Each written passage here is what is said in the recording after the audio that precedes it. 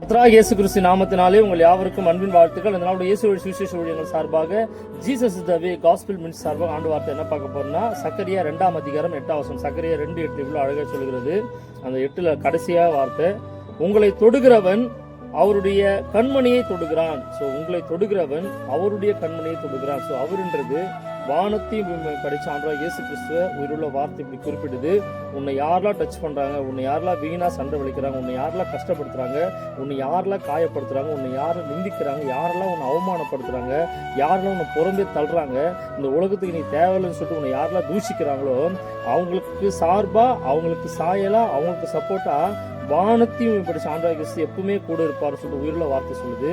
அந்த மாதிரி ஒதுக்கப்பட்டவங்க, புறக்கணிக்கப்பட்டவங்க, எல்லாராலும் கைவிடப்பட்டவங்கள ஆண்டு சொல்றாரு.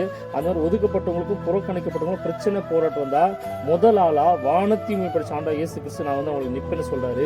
அவர் யார் மூலமா நிற்பார்னா, மனிதர்கள் மூலமாய், நல்ல மனிதர்கள் மூலமாய், சமுதாய நோக்கத்தோட, நல்ல எண்ணத்தோட, மனித நேயத்தோட வாழ்ற மனிதர்கள் மூலமா ஆண்டு அறிஞ்ச பிள்ளைகளோ, ஆண்டு அறியாத பிள்ளைகளோ, யாரோ ஒருத்தர் மூலமாய் அவரை நேசிக்கிற பிள்ளைகள், அவரையே சார்ந்திருக்கிற பிள்ளைகள், அவர் தான் கதின்னு வாழ்ந்துட்டு இருக்கிற பிள்ளைகளை தொட்டா, டச் பண்ணா அவருடைய கண்ணின் மணியை தொடுற மாதிரியா. ஸோ நம்ம கண்மணியை தொடும்போது இந்த இமைகள் மூடும். அதே மாதிரி நமக்கு கண்ணா, நமக்கு இமையா எல்லா சூழ்நிலையும் ஆண்டவராகிய இயேசு கிறிஸ்து எப்போது நம்மோடு கூட இருக்கிறதுனால தான் நீங்க நம்ம ஜீவனோடு இருக்கிறோம், சுகத்தோடு இருக்கிறோம், பலனோடு இருக்கிறோம். நம்ம தேவைகள் ஒரு நாள் சந்திக்கப்படுது. ஸோ நம்ம எல்லா சுகபலனோடு இருக்கிறதுக்கு காரணம் ஆண்டவராகிய இயேசு கிறிஸ்து உயிருள்ள வார்த்தை. ஸோ இந்த உயிருள்ள வார்த்தை இன்னைக்கு என்ன சொல்லுதுன்னா, உன்னை யார் தொட்டாலும், உன்னை யார் வீண் சண்டை வலிச்சாலும், உன்னை யார் கஷ்டப்படுத்தினாலும், உன்னை தேவையில்லாத வார்த்தைக்கு சொல்லி உன்னை தவறான வழியில கொண்டு போன நினைச்சாலும், உன்னை வந்து அவங்களோட சண்டை இழுத்து உன்னை அவமானப்படுத்தணும், அசிங்கப்படுத்த நினைச்சாலும், நீ அவங்களுக்கு திரும்பி எந்த வார்த்தையும் பேசிடாத, நீ திரும்பி அவங்களை அவதூறான வார்த்தை சொல்லிடாத. வசனம் சொல்லுது, உன்னை தொடுகிறவன் என் கண்மணியை தொடுகிறான்னு வசனம் சொல்லுது. ஸோ அதனால